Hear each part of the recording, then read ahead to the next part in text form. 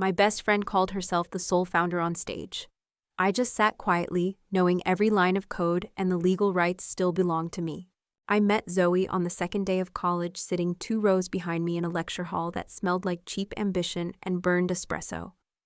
She had wild auburn hair, a laugh that echoed even when no one else was laughing, and this magnetic pull that made you want to sit closer without knowing why.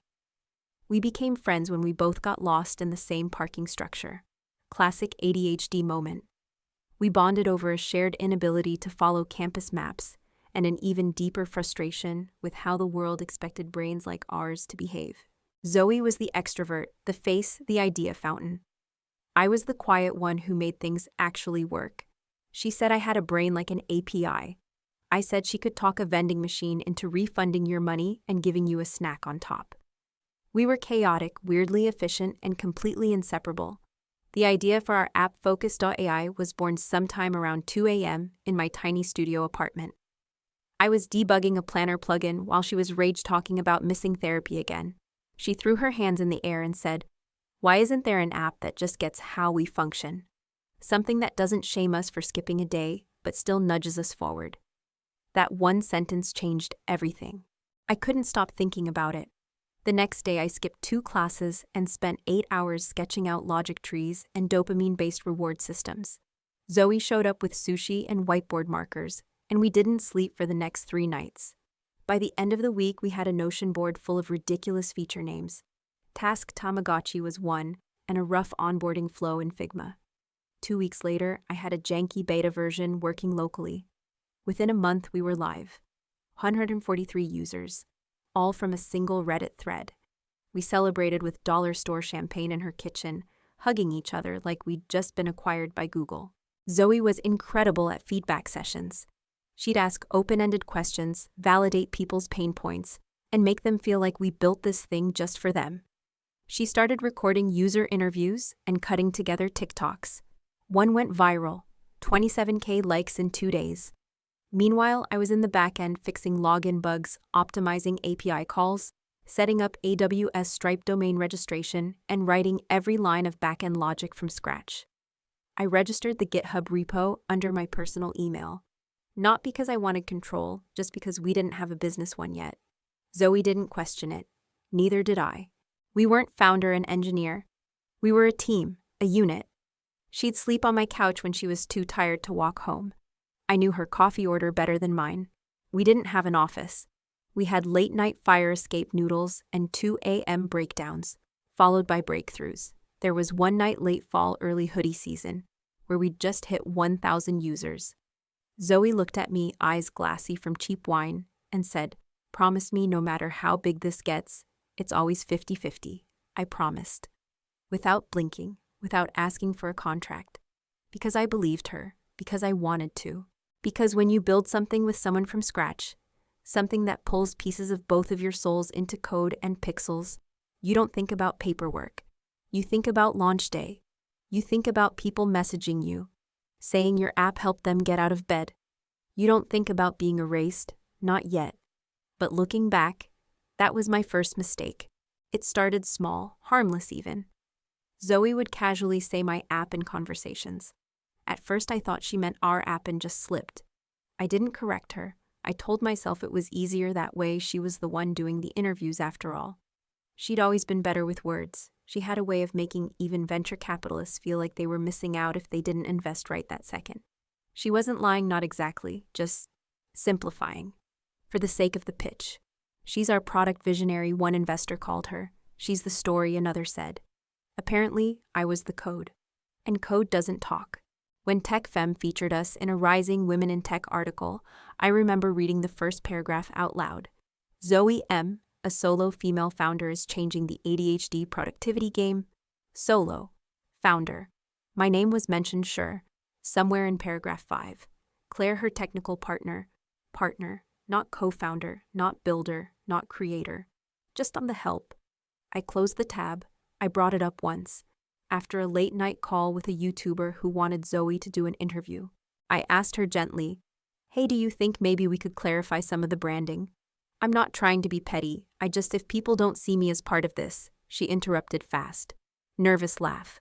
"Oh God, Claire, are you serious? You know this is our thing. You're just not public-facing. That's okay. You wouldn't even want to do those interviews, right? I nodded. She wasn't wrong. I hated interviews. Hated having to translate code into metaphors. But that wasn't the point. She noticed my silence and added, I'll make sure you're in the next press deck. She didn't. I started paying attention. To small things. The Our Team page on the landing site now only had her face. The email signature said, Founder and CEO. The GitHub org, still mine. The domain still under my Google account. Stripe me. AWS root access me. Not because I was holding it hostage, just because we never set up anything official. We never wrote anything down. Because we were friends.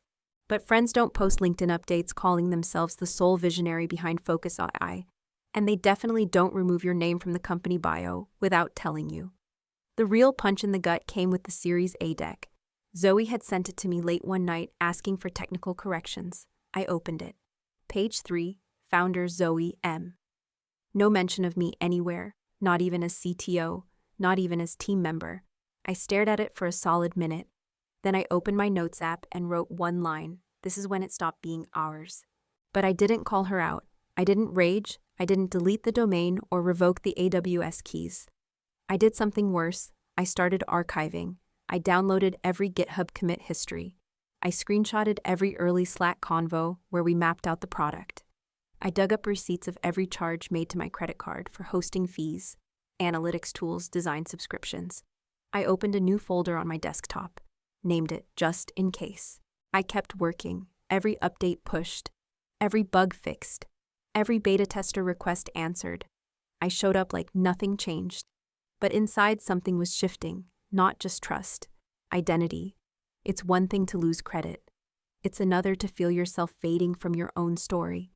Twice I hovered over the revoke access button on the GitHub organization, but I didn't click it. Because I still hoped she'd remember.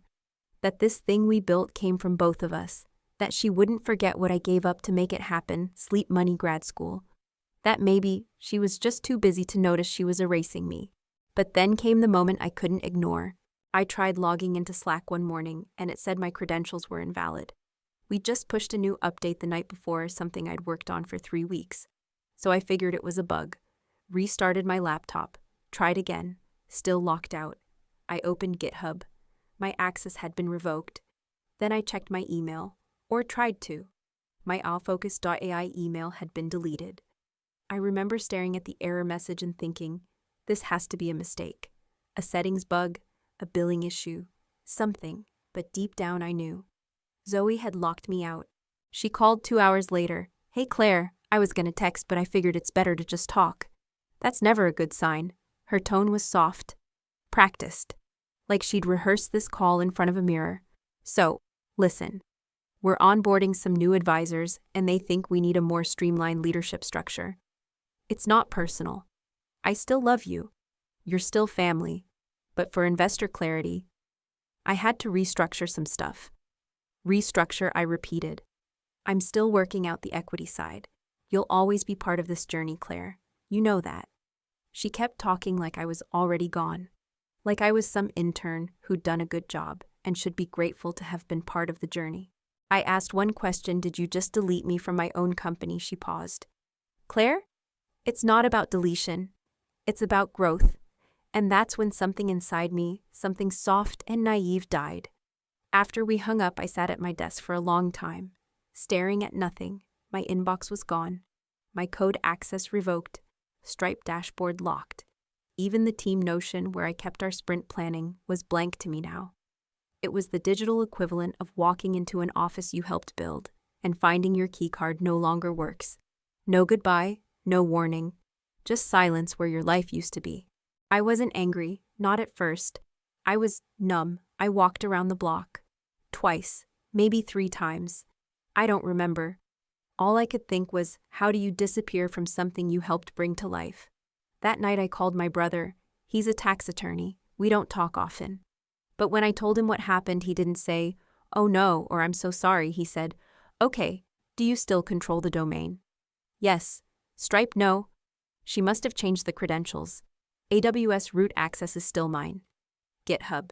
She locked me out, but I have the local repo and commit logs. He was quiet for a moment, then said, Claire, you might have just saved yourself without realizing it. Don't do anything drastic. Just get a lawyer, now. And I did. I pulled up the email I'd drafted 2 weeks ago and never sent subject line IP consultation. I hit send. 10 minutes later, I got a reply. We've seen this before. Book a call. Bring everything. The next morning, I made coffee with shaking hands. Then I started building a case. Receipts of all domains bought under my name. Invoices for AWS Figma Stripe API. Git commit logs going back to the first line of code.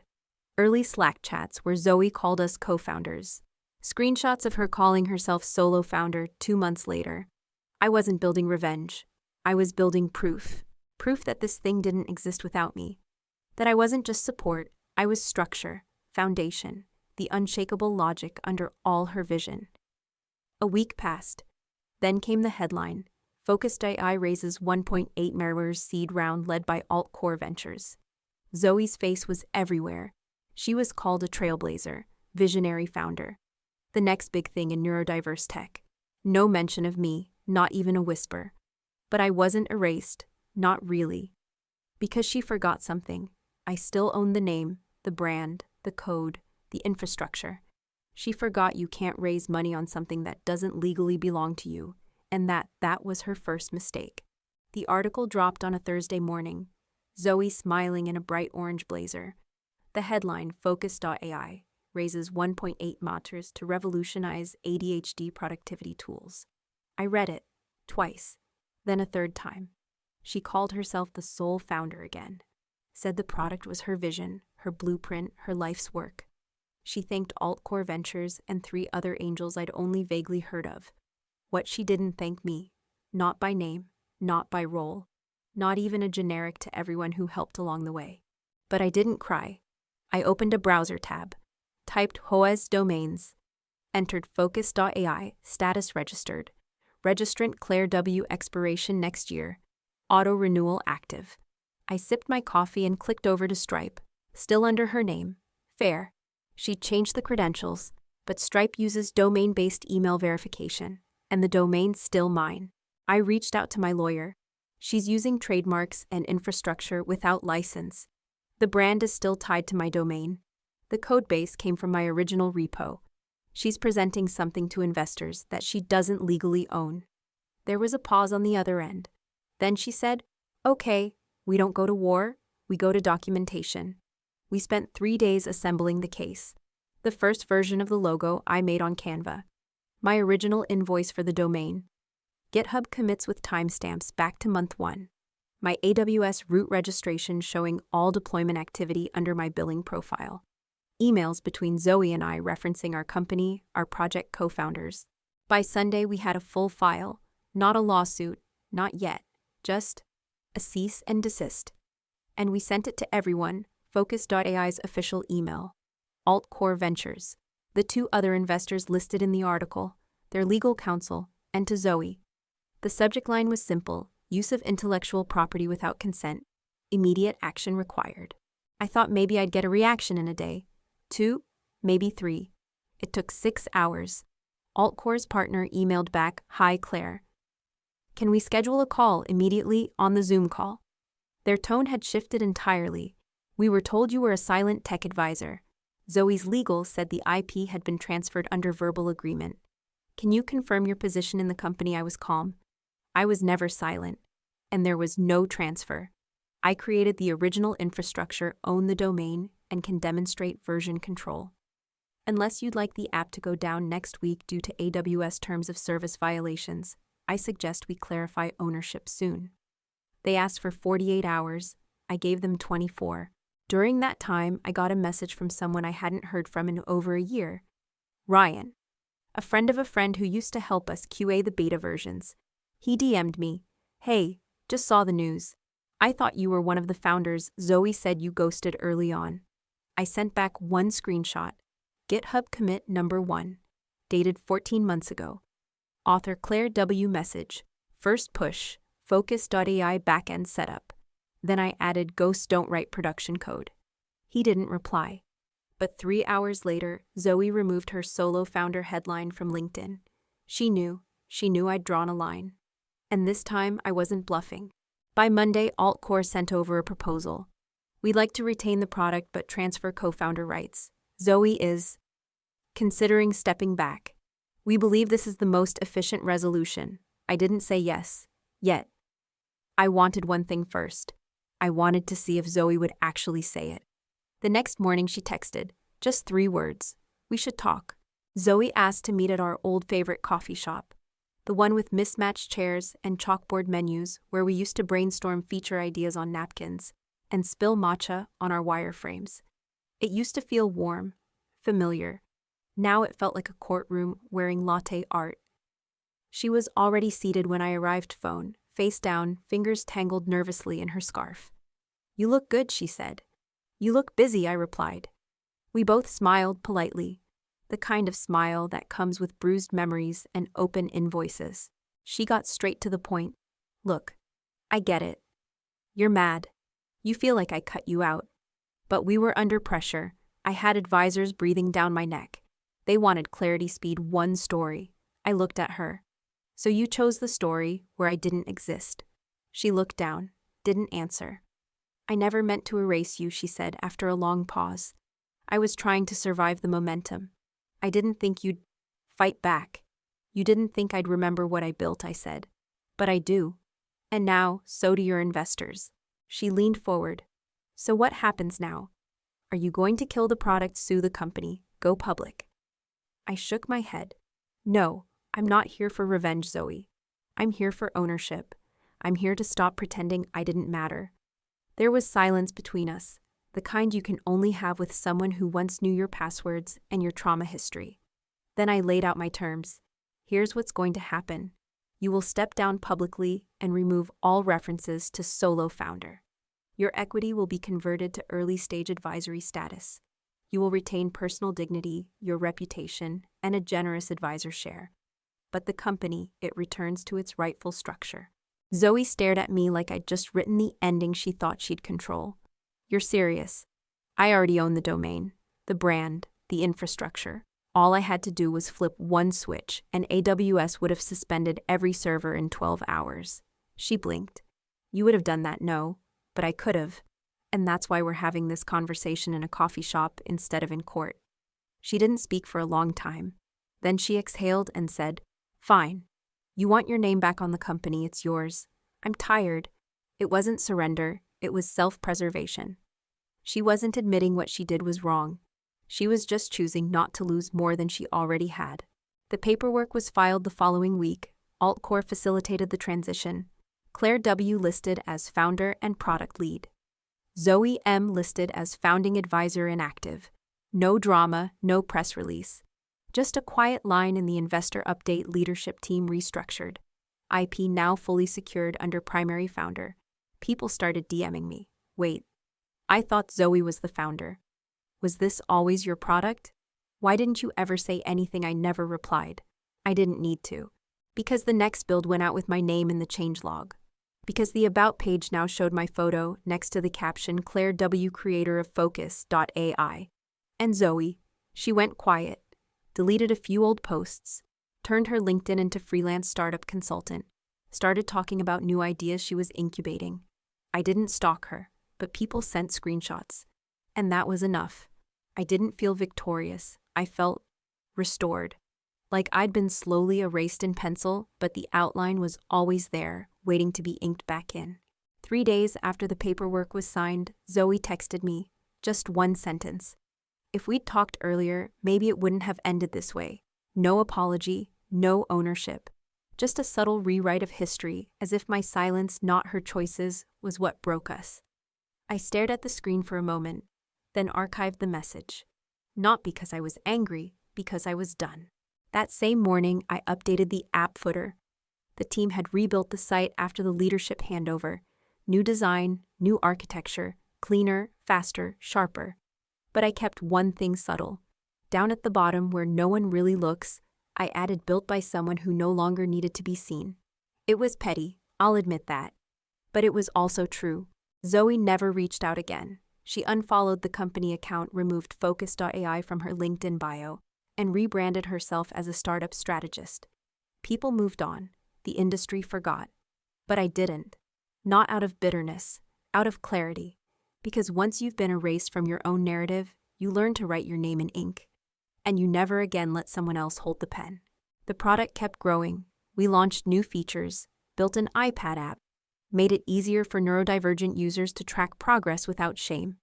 The feedback was overwhelming. This app saved my semester. My kid uses it every day now. I feel seen for the first time. I printed out some of those emails and pinned them on the corkboard in our new office. Next to one more thing, my original napkin sketch. Crinkled coffee stains still legible.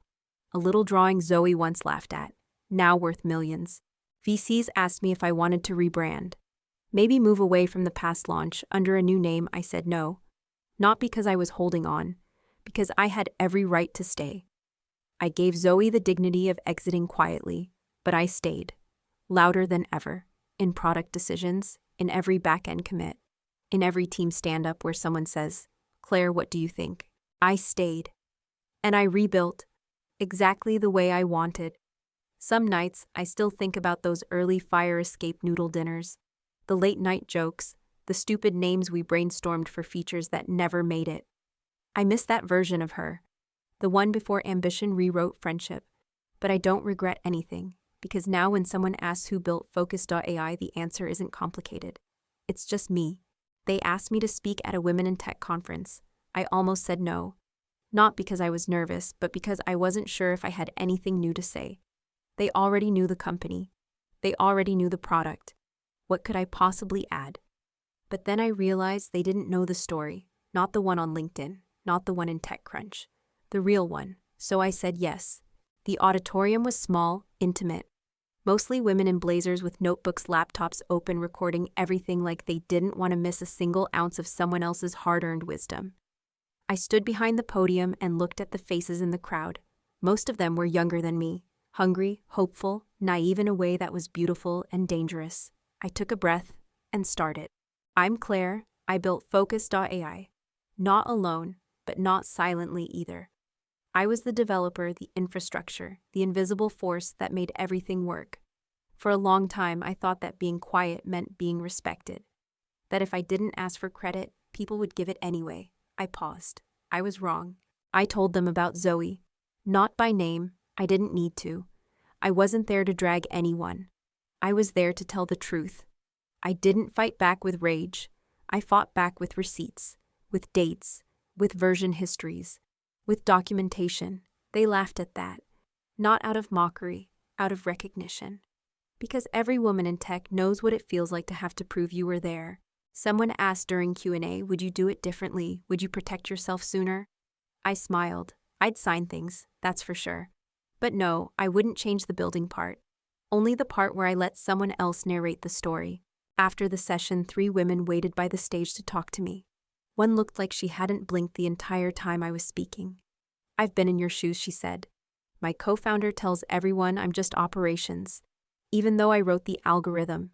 I handed her my email. Next time someone doubts you, just send them a Git commit. By the end of the night, I had 15 new LinkedIn requests. But more importantly, I had closure. Not because people finally heard me, but because I had finally spoken. Not in anger, not in defense. Just, truthfully. I walked off stage and sat in the lobby watching people filter out with coffee cups and tote bags full of pamphlets. And I thought, this is how you reclaim a story.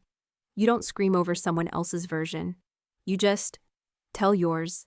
Clearly, calmly, so well that no one ever believes the lie again. Our new office isn't fancy. It's a renovated warehouse with brick walls, loud floors, and terrible Wi-Fi on rainy days. But it's ours, and every piece of it, every desk, every coffee mug, every line of code on the whiteboard was chosen by a team who knows I built this. Not because I'm loud, but because I never left. There's a glass wall in the meeting room. We call it the Hall of Versions. On it, we pinned printouts of our ugliest wireframes, the worst UX mistakes, even our old launch bug, where the app congratulated users for failing a task. But in the center, framed in silver, sits one thing no one ever talks about. A file, printed cover slide, titled Zoe Focus Pitch Deck Final V4 PPTX. That's it.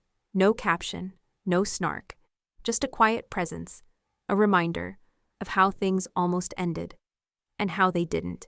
Sometimes visitors ask what it is. I just smile and say, that's the reason I sign everything now. The app hit 500,000 users last month. We launched a Chrome extension. Forbes called us one of the top neurodivergent first platforms in the country. Someone asked me in an interview, what's your proudest moment? I didn't say the downloads, or the funding, or the press. I said the moment I stopped needing to be credited, because I finally owned the thing outright. I don't think about Zoe much. When I do, it's not with anger. She taught me something I couldn't have learned in any MBA course. If you don't write your name in the foundation, someone else will paint theirs on the front door. My younger self wouldn't have known how to protect herself, but she knew how to build, and that's what saved us both. You don't always get the credit when you start, but if you're the one who never stops, you don't need it. The product remembers you, the team does, and most importantly, you do.